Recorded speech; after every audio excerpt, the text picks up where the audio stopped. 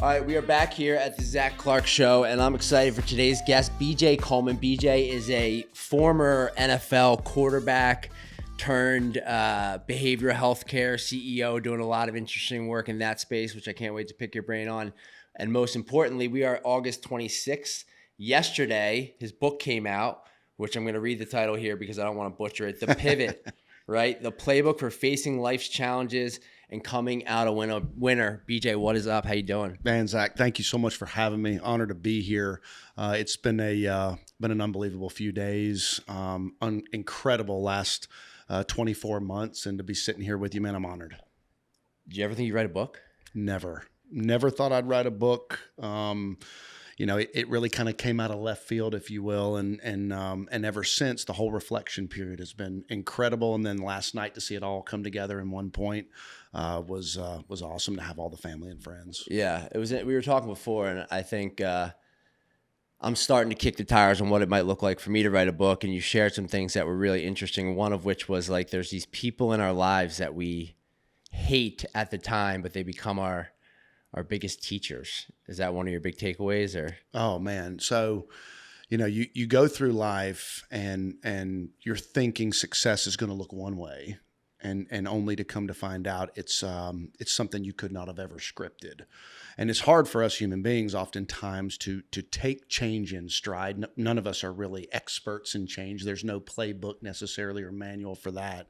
But when you're able to reflect, and the book really kind of helped me put that period on that time in my life of going from professional athlete to what's next to behavioral health CEO to now looking at being an author and being able to create a manual to help folks through their shifts and their natural life challenges. And it's about reflection. It's about looking back, being able to connect those dots, and then using that experience and power for good. Yeah, I love that.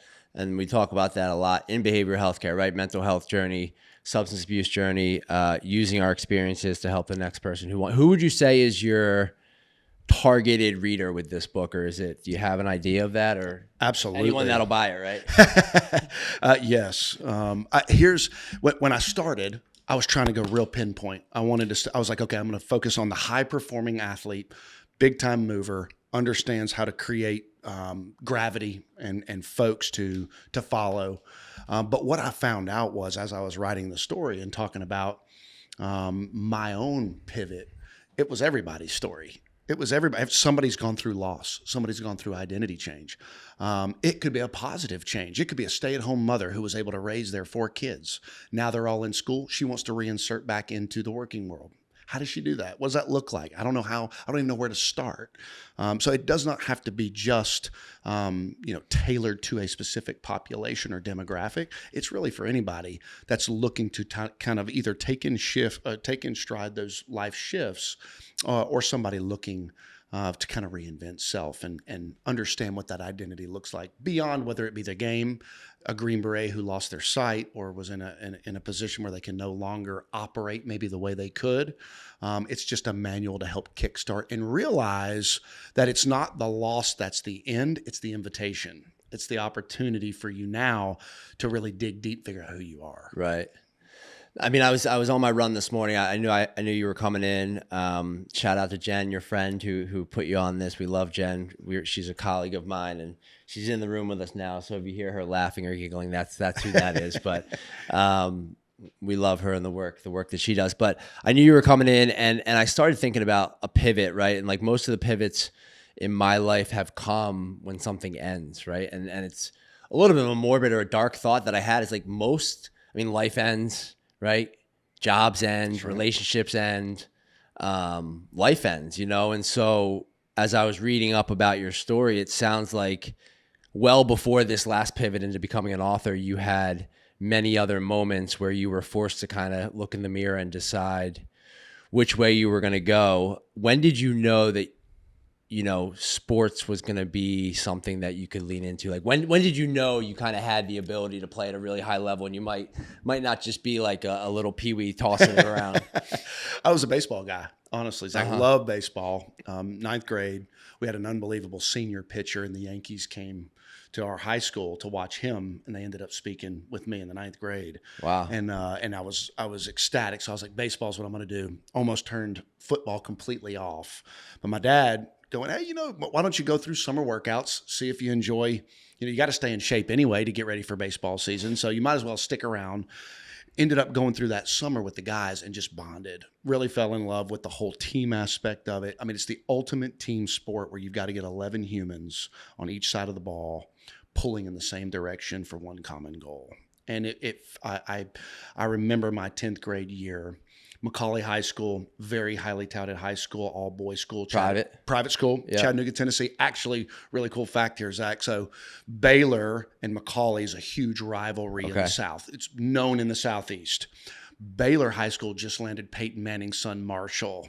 So they literally just moved into Chattanooga. Marshall's going to go to Baylor, our rival school, and we play every year. And you're talking 15, 20, 25,000 fans. So I knew in the 10th grade after that sophomore season, I had a shot. I was starting to kind of get talked about. Some scouts were starting to come in. And this was kind of before you got to go to camps. It was when rivals.com was coming out. Yeah, there's no social media. You're not making your own reels, none of that stuff. That's right. We didn't even have Huddle. It was just like, word of mouth. The coaches that were in your region would recruit you. And if they offered you, the country would go, oh, if he's getting offered it, by his home state, he must be worthy for us to offer, even if we don't see him. So was honored to be able to start getting offers. My first one, I'll never forget it, was from Marshall University. I was like, Dad, I'm going to Marshall. He goes, well, let's just give it a second. You don't have to jump out like right out of the gate. And I ended up landing my dream school, which was the University of Tennessee. Peyton was king growing up for us in the state, and watching him in the 90s and those glory years where him and T. Martin took it to a national championship, and having the opportunity to wear the orange and white and run out of the T was awesome. So I talk to a lot of young guys these days and athletes, right? And one of the things I tell them or encourage them to be is curious about their future, right? Like so many people, I feel like, I think there's two kinds of athletes. I think there's the athletes that like really love it and they work really hard at it, and eventually they kind of like get their shot and they follow that dream. And then there's the athlete that's just like really good at it and they don't actually love it. Where would you put were you someone that you just had the talent, you had the thing, and you had to chase it, or do you think it was a mixture of both? I think it was a mixture of both for me. Football was not my first love. It was baseball. I got involved with organized sports at 4. My dad was a collegiate athlete, and he just wanted me involved with teams. He wanted me to realize that you being a part of something bigger than yourself was important. It was about giving your all for something bigger than you and attaching yourself to that story, and watching a group of people achieve something that maybe a single or a singular couldn't. And it was really, I fell in love with baseball, did everything under the sun. When we were kids, you remember, we didn't specialize. We played everything. Yeah. It was crazy these days. They're all playing one sport. It's wild. And I see it more and more now, and I'm starting to hear more and more, even specifically in baseball. Now they're not just playing one sport, baseball. Now they're specializing to like pitcher only. Yep. So they're not even able to hit anymore. And the families are traveling every single weekend to only watch their kid play every 5th game when they're supposed to pitch. And it's sad because the actual idea of sports, the synergies between sports life, sports business, sports reality, there's so many skills that are transferable that we're seeing, because we're going to that individualized specialization, focus on me versus we.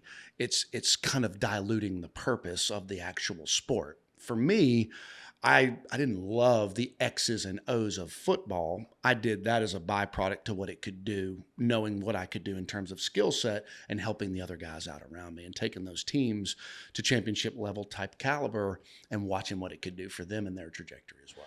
I want to double click on Dad for a minute. Is he still with us? Yeah. Was he there last night? Yeah, he was there last night. That was really cool. Talk to me. So my relationship with my dad, I'll share this. was and is special. He's 83 years old now. We had him on a couple months ago, and he was people loved it because he's got all these old time, remedies for life. But anyway, we had this relationship around baseball. That was like, he wanted me to be a pro baseball player, and he was going to do everything he possibly could to make that happen, which I fell short of. But ultimately, in the years after kind of like my baseball career ended, it was this awkward time where I didn't really know how to talk to him. Sure. Because it was like the only thing we talked about for the first 20 something years of my life. And I'm just curious, for you being there last night, your dad being there, you've written this book, like, proud dad? Oh, my father, the example he was and is for my brother and I was second to none. My mother, You're one of two?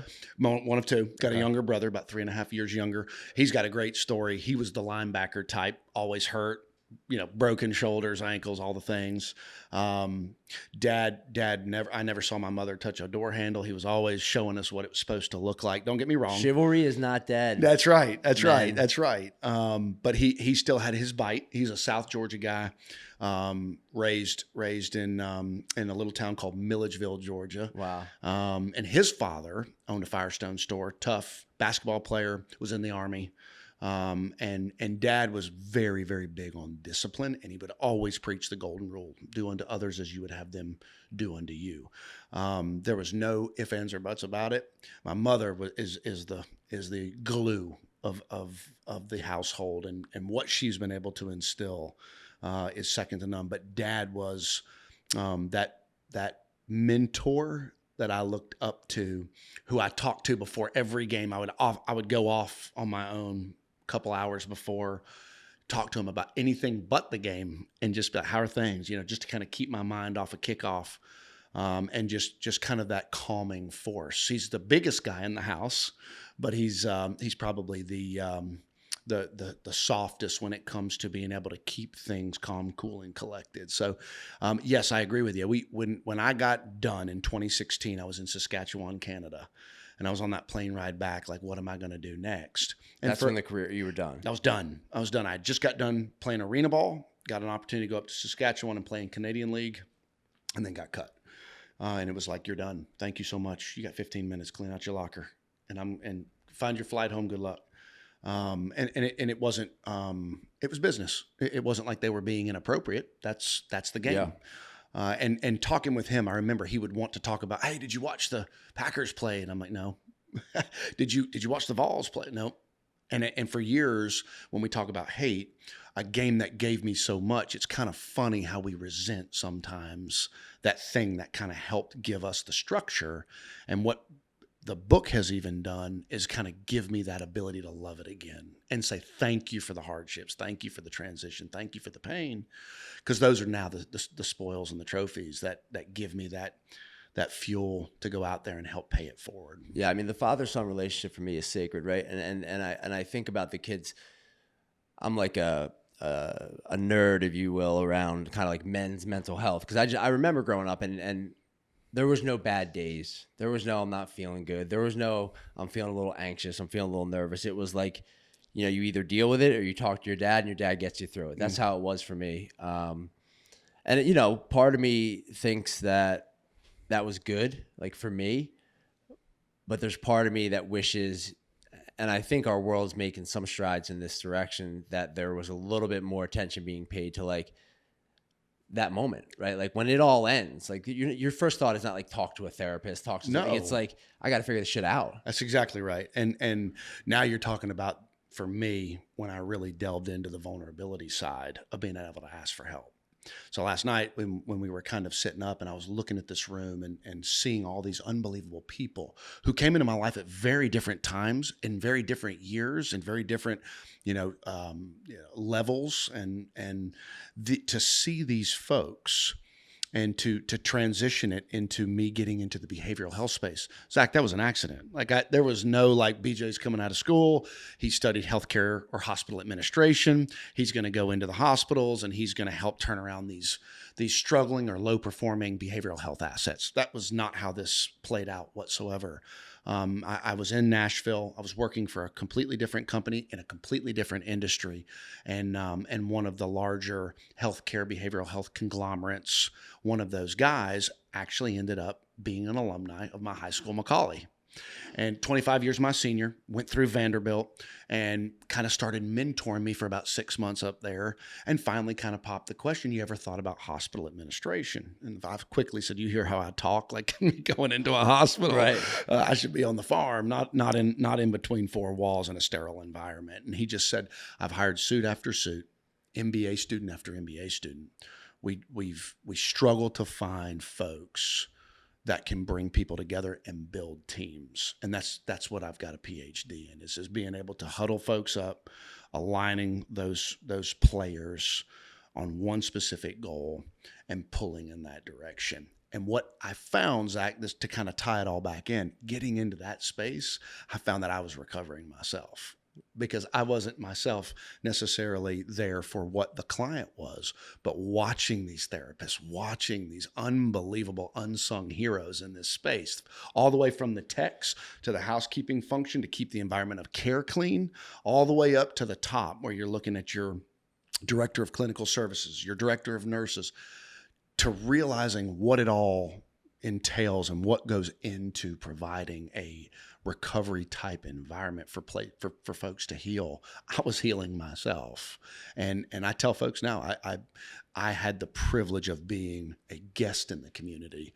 but what it did for me was far more important. I mean, I love that, and we see it. I mean, I see it in my work all the time. A lot of our patients and clients are former athletes, right? And they get that dream ripped out from under their whatever you want to call it, and they end up, abusing drugs, or they end up in a mental health crisis, and they show up at our doorstep and they don't know where to turn. But it sounds to me like you probably learned some of those skills on the field, right? So you leave Macaulay, you go to UT, Yeah, but it's a short stint there, right? Short stint. I had the privilege of going with like the iconic Philip Fulmer, David Cutcliffe. That was the 1-2 combination that had Peyton in the crew. And then 1 year in, Cutcliffe gets the head coaching job at Duke. And then things start to change quickly. We get new offensive coordinator who want their own people. And then Coach Fulmer gets let go the next year, and they brought in a new head coach. And that head coach wanted his own guys. Very normal. Now, at the time, I didn't understand it. I'm right here. Like, it's me. But looking back now, realizing what that did for me, understanding how to hit the next button quicker and letting that roll off your back, not defining you, not playing the victim. That's a whole nother topic we could go into that I see so many folks subscribe to and not realize that there's a mirror that you can look into, and you can control your controllables, and what you can't control, stop trying to control. And that was one of the toughest lessons for me, was understanding that there are certain things that you don't have control over with folks that can see or can't see. And that's the whole thing behind recruiting. That's the whole thing behind the business world in general, and just the general population and how people move around. You might see in me something that Jen might not see in me. And that's the cool part about life. But we oftentimes as humans will attach that to, I'm not good enough, or, oh, poor pitiful me. Well, that really puts you it puts you behind the eight ball in a position where you're trying to worry about something that you have no control over, because that's not where you're supposed to be. And being able to learn that piece of it really was lesson one for me in the pivot. And you hit the button, right? You leave Tennessee, and ironically, you walk into a pretty broken system. At Chattanooga. Oh man, we were like 1-11 the year prior to me getting there. Why did you choose? I mean, like what? Like you're at your childhood dream school. You're at University of Tennessee. Phil Fulmer, Peyton Manning. You are there, and you hit the like. Why? Why then? Why that school? What was going through your mind at that? I'm fascinated whenever someone leaves a big time school, and walking into a 1-11 program, and that can't be that sexy. Yes, there was nothing sexy about it. And it was also the time where there was no portal, and you had to sit out a year if you transferred laterally. So if I would have transferred to another big D1 school, I would have had to lose a year of eligibility. Right. So I knew I wanted to go down. Chattanooga is where my father played. I knew I'd have the opportunity to get on the field. I talked to some really intelligent, mentor-esque type folks, including David Cutcliffe, on what do I do here? I'm in a bad spot, or so I thought. I'm not going to be this guy's guy. And I know that my clock at that time, you only truly got 5 years. And you could get redshirted and play 4, or you could just play 4 if you were a true freshman getting the burn. And I knew that my clock was now ticking. I'd already put 2 years in. I only had 3 left, and that clock wasn't going to stop. So Chattanooga ended up being a great option for me because I knew that they needed a quarterback, and it was my hometown. And they were looking, I mean, really, it was at a point where they were looking at actually terminating the program. And I was always growing up in a household where my mother, who was an educator, was going into these depressed or deflated inner city elementary schools and turning them around. Wow. So that's where I really learned the playbook. It was ingrained. Oh, yeah. Oh, and she's from Brooklyn, right over here down the road, raised on Long Island out in Suffolk County, 5'2". She'd be mad I said it. But she's just we won't tell mom. Yeah, we can bleep that out. There it is. But she is the true driver behind how I do all this stuff now. But yeah, 1-11, and then we were able to take them to 6-6 the next 3. You walk and you start. You walk in and you start. Walked in for day one. Day one. When I got there, Zach, there were 2. When I called my first 7-on-7 with the team, only 2 people showed up. 1 defensive player and 1 offensive player. Fast forward through the first year, January 10th, 2010, we call 7-on-7 to do winter workouts. 52 people showed up. So watching the transformation was something that I had the privilege to do. Didn't even know. That was not what I signed up for when I was going out of senior year of high school into UT, walking into a machine, not realizing at the time, having to let go of that dream to step on the field unconsciously set me up to be that kind of turnaround, focus on something that is maybe a depressed or deflated type of entity and be able to see it grow. And it's a fascinating position to be in, and it's a very difficult position if you don't have that mindset or skill set, which is very different from maybe walking into the University of Alabama, playing quarterback when there's 22 other guys around you that are just machines at what they do. Not saying that guy can't play, but that's a very system-esque type quarterback versus a Josh Allen who came from Wyoming, who had to be the guy. He could not take a Saturday off. A bad game, they lose. If he has a good game, they have a shot at winning. Not guaranteed, but they have a shot. But then he takes that into Buffalo and he turns that team around. So it's a pretty unique, I wouldn't trade it for the world, position. But now looking back and reflecting from the book, I understand why it happened. I'm going to ask you a question about leadership, and I don't want your humble answer. Did you always know? Did you always know that you were a leader? Like, did you know? Because I have that voice. Like, I always knew, and I faked it till I made it. You know, like I would be the guy on the sidelines hyping people up and whatever. And sometimes it didn't always land well. But did you know? Yeah, my mom used to say, "You're a leader." Like I'm telling you now, like you need to understand you're a leader, not a follower. What you do with that power and that gravity is going to be up to you. And you need to use that for good. And typically when you're a leader, and you're going to be able to relate to this, if you're leading well, you're typically not the fan favorite in the room. Right. You have to make the unpopular decision for the greater good of the group. There's real loneliness that comes along with that. There are folks that are going to create noise because you've now identified the low performer and started to isolate that low performer, because now you've gone into institutions where folks are used to the squeaky wheel getting the grease, which means you eventually lose the high performer because they're sitting back waiting, not making the noise, and they're watching the squeaky wheels get what they want. So if you're doing what you're supposed to do and doing it well, you're typically the most unpopular one there in the building. Yeah, I mean, when you talk about the quarterback position, so I'm an Eagles fan, I'm a Philadelphia Eagles fan, and it's our quarterback right now, Jalen Hurts, right? People love to take this guy out to the woodshed and say that he doesn't have the skill set to play quarterback in the NFL. What I see are the stats that are most important to me is a Super Bowl ring on his finger, right? And a win-loss record that, defends itself. Can you talk to me a little bit about that? Because these quarterbacks will come along, they'll be all-world players, but they can't win. That's right. That's right. You see that now even in recruiting at the younger levels.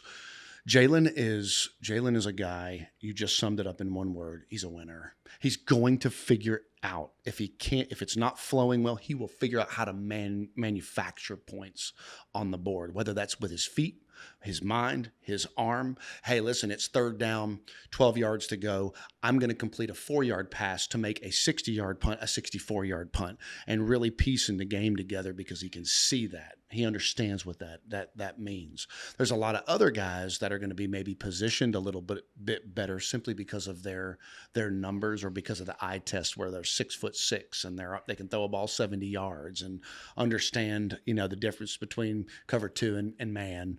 But ultimately, you can't coach what Jalen has and his tenacity, his approach, his preparation. They're second to none. And you see that in both the record and how his teammates respond to him and rally around him. So when these guys are recruiting a guy like Jalen Hurts or, who's the dude out of UCLA, Josh Rosen, like the guy never got on the field, right? Like he just never played. Like there's got to be conversations like we're having now where the executives walk away and they're like, I just don't think this guy has it. Like that. I think that you're going to see a combination, Zach, of both. There's a political component to it. Let's take me for an example. You got BJ Coleman out of the University of Tennessee, Chattanooga, or I'm going to take somebody that maybe played at the University of Texas. I'm going to take the Texas guy just because if he busts, I can say, well, he played for Texas. We could have never guessed that the University of Tennessee Chattanooga guy maybe would have made it. But if we take the Chattanooga guy and he doesn't work and this one does, we got egg on our face over here. So there's a political component to it where a lot of times, unfortunately, and you've seen it, right? We've created this as people where, it's what have you done for me lately? The seats are always hot at the top. And how do you vet whether or not somebody's gonna be that guy or not? Maybe he's a little too short. Maybe he's a step too slow. Maybe he's a guy that would be great for the locker room, but that's just not enough. We need somebody that's going to go in there and be the next JJ Watt and going to lead the defense.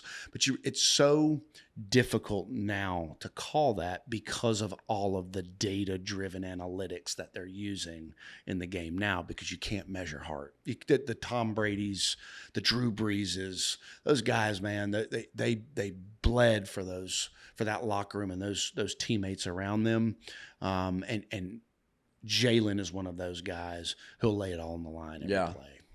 So you go to Chattanooga, you go 6-6 in your first year. When do you start seeing the scouts show up? When do you start seeing that, oh, wow, I'm here at this small little school and they're still looking at me? 2010. So 2009, first year, 6-6, really helped to see a team turn to a 500 team after being pretty much 0-for. I think the only team they beat on that 1-11 team was a Division II team. So seeing that turnaround really helped spark a lot of interest. And then 2010 was our best year of my 3 years there. Had a really senior veteran offensive line, gave me a lot of time to get folks open downfield, create plays if it wasn't there out of the gate. And we started beating some people and really beating some teams that we hadn't beat for a long, long time. Performed really well against Auburn that year, and they won the national championship that year. So started seeing the scouts kind of roll in there. Had kind of even had some talks with the head coach of scouts asking if I was going to come out early, and they advised, stay in, do your last year. But I knew after that 2010 year, I had a real shot at potentially at least getting a swing, if not get drafted. So you do get drafted by the Green Bay Packers. They had a decent quarterback at the time, yeah, right? you know him. He's a household name now. Aaron Rodgers. Was it right? It was Rodgers then, right? Rodgers. Not Favre. Yeah, Rodgers. What can you give me on him? Like what is misunderstood about Aaron Rodgers as a leader? Yeah, I think Aaron had such a gift to connect with guys in the locker room and bring everybody together, as I was mentioning to you. Maybe it didn't look the same as maybe Peyton did it, or Tom did it, or Drew did it. It wasn't maybe the most conventional. Aaron, outside of the fact that he was one of the most gifted athletes at the position to ever play the game, period. In his heyday, his mind, his ability to see things happen before they happen, this dude was playing chess while everybody else was out there playing checkers. Brilliant guy, very, very studious, loved the game. Like the X's and O's was his game. But you're backing up Aaron Rodgers, and there's got to be an element. And correct me if I'm wrong, but you're sitting there like, I can't do that. Oh, of course. I mean, and they would try to turn us into that some, where it was like, we need you on the run. I'm like, man, I'm not that guy. I'm more of your Peyton, stationary in the pocket, distribute the football, use the brain, shift the line. But Aaron could do both. And it was just amazing in practice to watch. Discouraging when you're talking with some of the offensive minds in the room, and they're sitting here like, listen, with all due respect, they would never say it, but you could just see it in their face. You're never going to play here. Like, this guy is going to be here for another 10 years. So the investment time is tough to get at that. But the experience of watching him lead and get folks to follow, that was the education for me in that locker room. Yeah, I mean, that's I want to zoom in on that a little bit, because you're obviously a smart guy. You've done well for yourself. You got the book coming out. You're turning behavioral healthcare companies around. Being in that NFL locker room, watching humans on a daily basis, what was your biggest takeaway? Like, what were you paying attention to in terms of the guys that were performing, the guys that weren't performing, the coaches? What stuck out to you? Preparation. I wanted to see the guys who acted like professionals and prepared like professionals. Discipline is something that gets thrown around a lot, that people say they do. And everybody wants to win. Everybody wants the accolades. Everybody wants to be successful. But the time, energy, pain that you have to put into that, and the sacrifice that comes along with that on the personal side, whether it be individual or from a family perspective, is real. So watching the guys who balanced that, some of them, Zach, they were so naturally gifted. Didn't matter. It didn't matter. Yeah. It didn't. But finding the ones who you knew, I'll give you a great example. Donald Driver, Alcorn State. That was a guy who walked in as a seventh rounder and went, every single day I show up, I can't miss. I better make sure I get my 9 hours of sleep. I better make sure I do my 1,000 push-ups. I better make sure I'm in that training room so that my body can perform the next day at the same level. I can't afford to get tired, or somebody else is going to come in and swoop. And to watch folks like him who know how to prepare, who are consistent, who are disciplined, and then see how the naturally gifted athletes rally around those guys, it almost switches. When we're young, it's who's the best player. That's not enough at that level, and I learned that myself up there. You had to have the passion and the love, but you also had to have the discipline and the preparation to be successful. Yeah, so I mean, it's fascinating to me. I'm 41, and through my travels, I've gotten to know some guys in the league and befriended some of these folks. And the thing that sticks out to me the most is these are humans. These guys getting drafted, and they are boys. That's exactly right. And I forget that. Like, I'll be watching them on a Sunday, and they'll drop a pass at 23 years old, and I'll be all pissed off. But it's like, he's a kid. Mm-hmm. Yeah, it's hard for me to watch football with other folks now because of that very thing. Well, you're rooting for everyone, right? Like, and I get it now. And I'm like, man, you guys, I look at it, first of all, from a quarterback lens. So I'm already analytical on it already, but then listening to some of the fans, which is why the game exists and why it's become as big as it has. But just listening, I can't, Zach, even sit and listen to some of the commentary that comes from these guys, because they are humans. They put their pants on one leg at a time, and we have the same struggles as just about everybody else. And sometimes that can be magnified because your life is a little bit more on blast. We chose it. We knew what we were getting into. And if we didn't, it's not because, there was any kind of intention behind that, but you figure out real quick that spotlight's on you, and you have to be on all the time. You have to be on all the time. If you're out to dinner and you're trying to enjoy yourself and somebody walks up and wants your autograph, you say no. You're now the worst thing that they've. Oh, I can't believe that. He's such a jerk. And that's tough for some of those young kids when they're coming out and trying to figure out what that's going to look like, because we have the same problems that everybody else does. And so how long do you do the NFL thing? NFL was 2012 and 13. Cut right after camp in 13, and then finished the rest of the year out in 13 at home, no team. bounced around on some practice squads for a couple of weeks and then let go, still training, picked back up at the end of 14 in the Arena Football League. Loved it. It was a lot of fun. Yeah. Ended up finishing that season out, going back home, getting picked up in 16 with Saskatchewan up in Canada, and then got hurt just for a quick minute, and then that was it. Somebody else kind of moved in. Hey man, appreciate you. Kid, game's over. Good luck to you. And it was said just about like that. It wasn't personal, but it was like we're going to go another direction. And at that point, it was over. And how do you prepare for, like, it's grief, right? It's loss, it's trauma. Like, how do you, and I know the book talks about this, and this is kind of what I want to get into. How do you prepare for life after football? Yeah, I think, and I've been asked a couple of times, hey, you need to come in, you need to speak to some of the college kids. And I said, they're not ready for that. You have to get to a point where you got to hit the next button and your back's against the wall and you get to see who you really are.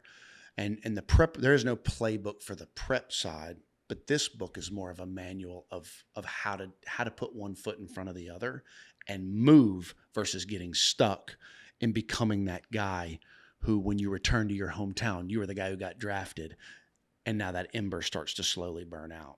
And you're trying to figure out, do I go back and coach? Do I go hang a shingle and do the insurance thing?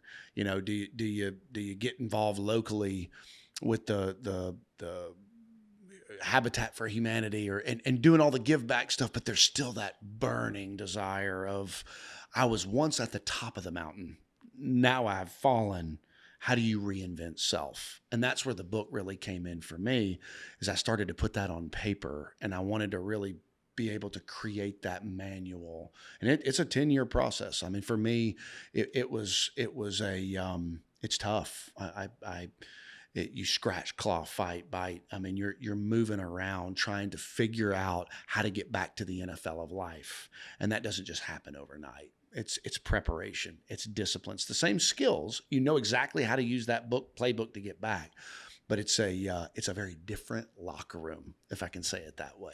Yeah, I mean, I would imagine that the same way that you won in your football career is how you're winning 100% off the field. And if you stack your life up against a lot of your ex-teammates, I'm sure there's not a ton of jealousy. I mean, you've made a pretty good life for yourself. Grateful. Like we've already talked about, it doesn't come without the scars. It doesn't come without those nights where, you know, you just sit there and you're figuring out, did I let folks down? Like, how do I tap into this next chapter? Vulnerability is not my thing, Zach. I very much like yourself. You rub dirt on it and you go. That's how I was raised. Yep. Like, listen, I don't want to hear it. If you want to be a part of the team, you listen to the coach. Like, there was no let's process this and let's unpack why this is happening. And again, I'm grateful for a lot of those lessons, but I think when you have to hit that next button is when you really got to start working on the inside, not just what everybody perceives you to be on the outside. And that is ultimately the formula for being able to make that transition. I'll say it to you this way. You can have the playbook. The coaches can put you in position to make the tackle, but you still got to make the tackle. Right.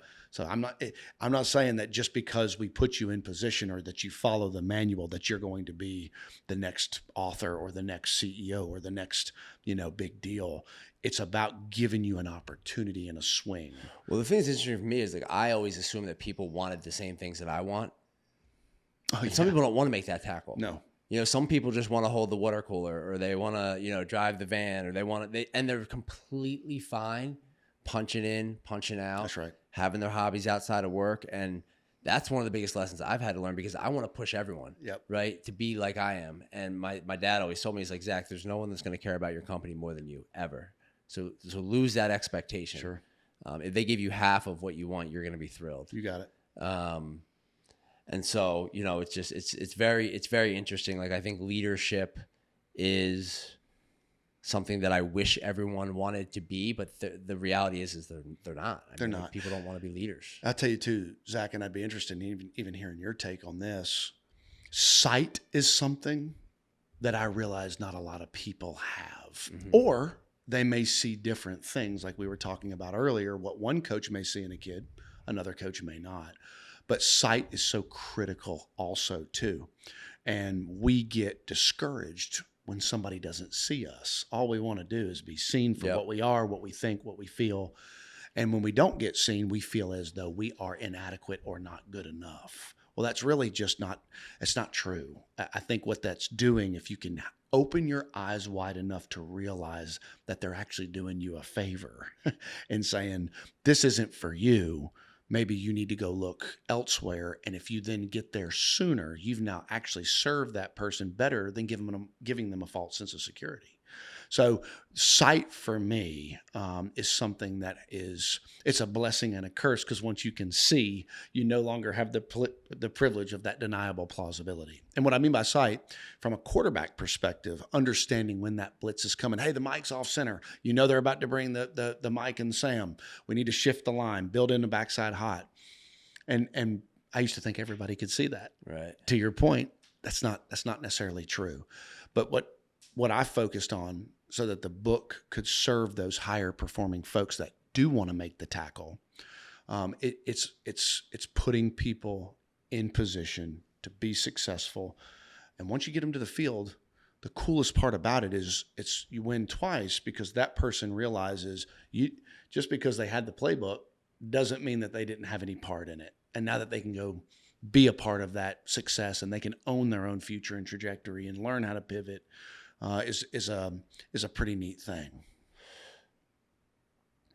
I'm with you 100% of the way here, and I'm thinking about some of the stuff I read prior to sitting down and talking to you. And you touched on a little bit of it earlier, is this whole idea of like being the victim, right? And there's so many victims in this world today. That's right. Everyone's playing the victim card.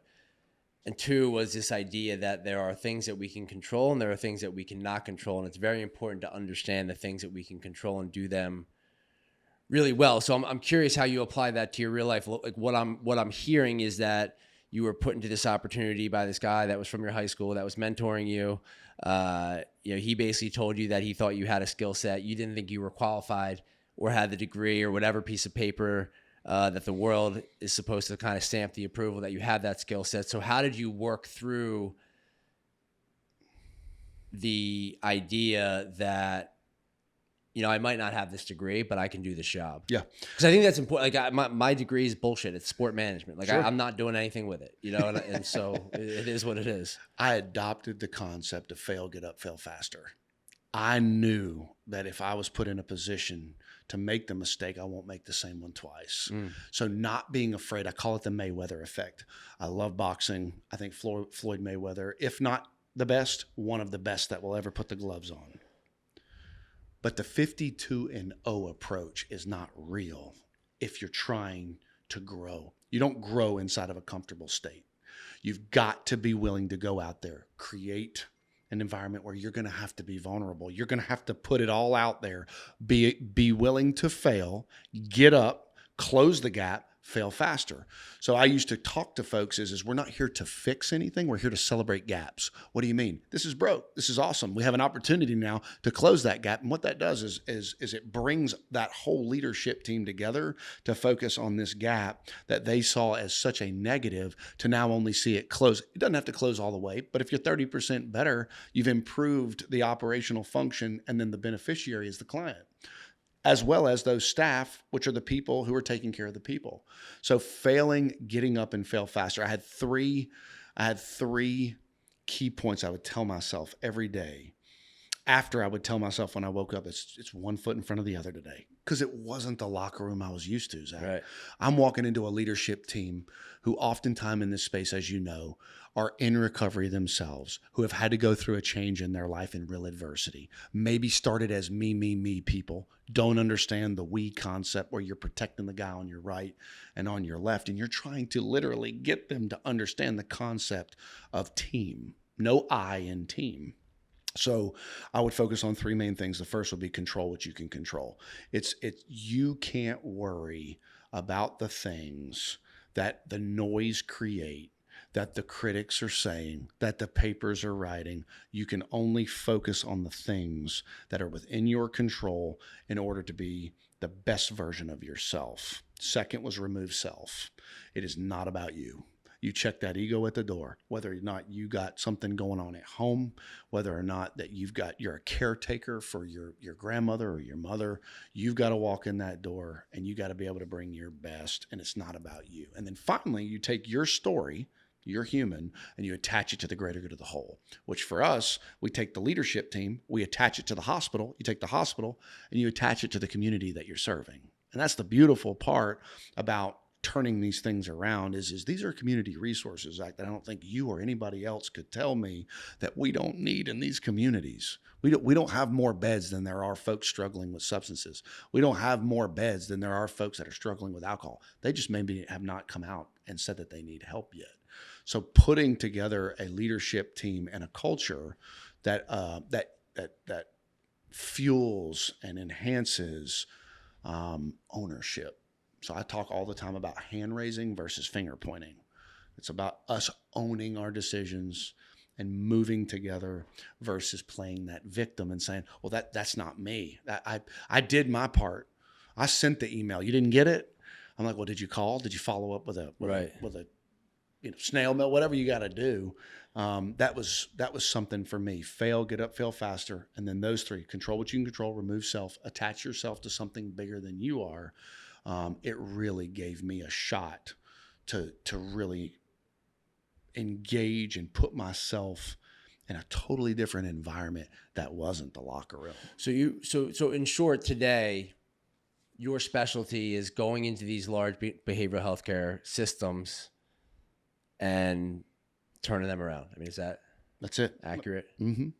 I go in, assess kind of the P&L. There's three main legs in any one of these entities. You're looking at the financial component, you look at the clinical component, and you look at the operational component. They all three have to mesh together. You can balance the two.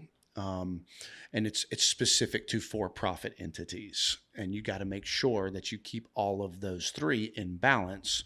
One goes out, you can absolutely feel it. And what the misconception is, oh, you only care about the money, therefore the quality or clinical falls. In some cases, that's accurate. And those don't make it very long. You see those come out pretty clearly. But oftentimes people believe that the more humans you have creates a safer, more quality environment. And that's not true. It's the quality of human and program that you're running with the ownership and accountability at the top that gets pushed down throughout the organization that really changes the game in some of these lower performing assets. So when I go in, I quickly identify that morning meeting and the objectives we're talking about, identify the high performers, which usually they don't come forward till after about 30 days because they want to see if I'm a flavor of the month. Well, we've seen these guys. Typically, I'm going in and I'm the fifth guy in 12 months. They're like, oh my God, here's another one. And he talks funny this time. So this is going to be tough. Here we go. So letting those noisier low performers come out first. And then those high performers start to show themselves. I lean in hard there, isolate the lows, and the folks that are on the fence make a decision pretty quick. I used to do it the opposite. I used to focus on the middle to try to get them to high, only to find that none of those folks were willing to really tell you what they wanted to tell you to their face. They were too scared to do that. Focus on the highs. They'll tell you which part of the middles want to make it, and the lows will exit and try to go somewhere else that they can go to that they know is dysfunctional, so that then they can kind of coast over there until it gets found out. But that noise is real when you go into those places because you're having to make those unpopular decisions and stand that thing back up. What's the number one thing you're seeing in behavioral healthcare in general? Like what is the number one issue with these organizations that are not being well run? Leadership. That's it. Simple. It's the folks that are in that operator role. Is that crazy? Like that's still the answer. Well, think about it, Zach. How many yous, myself, again, not better than anybody, but that are willing to go in and make that tough decision when you're leadership. Think about this, and I'll connect the dots here. Most of your operators, some people call them executive directors, some people call them CEOs. Most of them get promoted from within and are oftentimes the best soldier. I was the best nurse. I was the best clinician, not necessarily ever having any kind of general or management training. So just because you're a good soldier doesn't make you a good general. And leadership 101 is often skipped over because a great nurse or a great clinician, oftentimes are in very tough positions where they're having to manage the personalities of all of those other clinicians and nurses. And folks think being liked is the key to being a good manager. And it's quite the opposite of that. And that is oftentimes in these organizations, you see these internal promotions, or even if it's an outside promotion, and these folks coming in and they've never had any of that leadership training where it's a focus on making the tough call for the greater good of the group.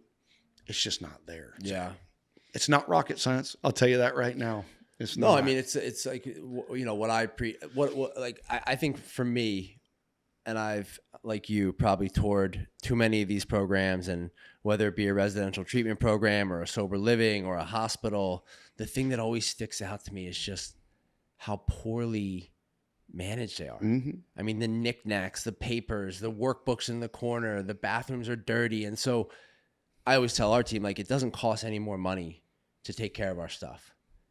Whether we're buying the most expensive stuff in the world or the cheapest stuff in the world, it can look good to the outside eye, so long as we're kind of like doing this all together. And, you look at some of these Medicare, Medicaid programs, because they are taking Medicare, it feels like they've given themselves permission to be run like a shithole. Mm-hmm.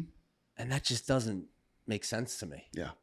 Yeah. There's a lot of folks that don't understand the value of doing the little things. It doesn't cost anything to make rounds, to engage your staff, to say thank you, to call out when you need to call out where we're being inefficient and how we need to get better.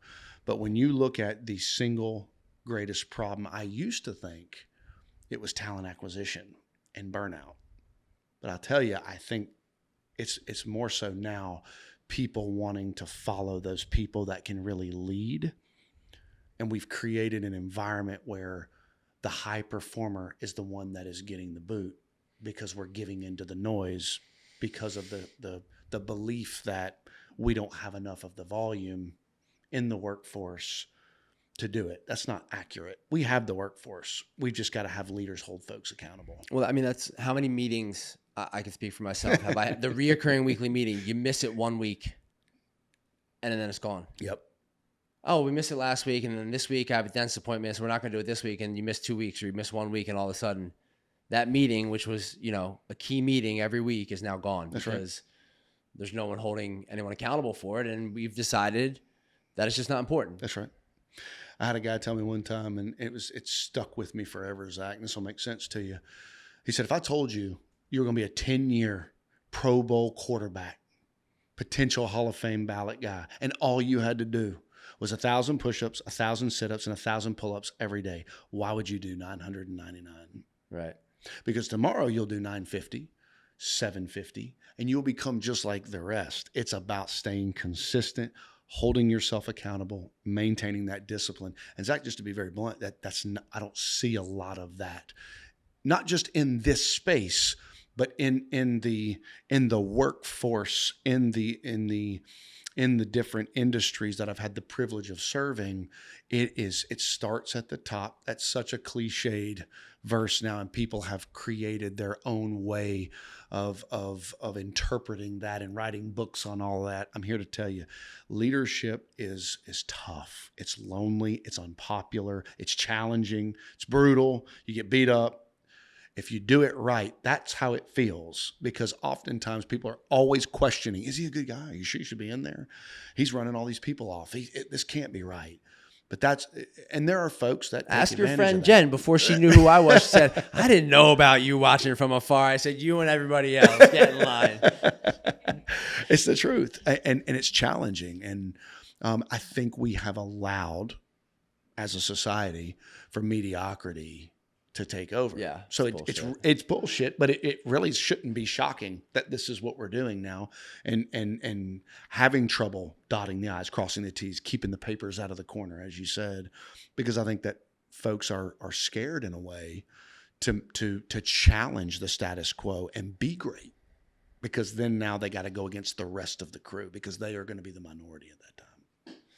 Well, this is selfishly very helpful for me because the seat I sit in can feel lonely. It can feel tough. It's nice to know that I kind of have a resource now to call on when I'm in one of those jackpots and got to make that tough decision that no one wants to make. And look, like as an empath and as someone who is in recovery and has been through this and employs a lot of people that, have gone, it's hard for me not to think about their families and their kids and take on that. But at the end of the day, like if there's no business, there is nothing. Period. No money, no mission. Right. I never hesitate to actually share that when I go in.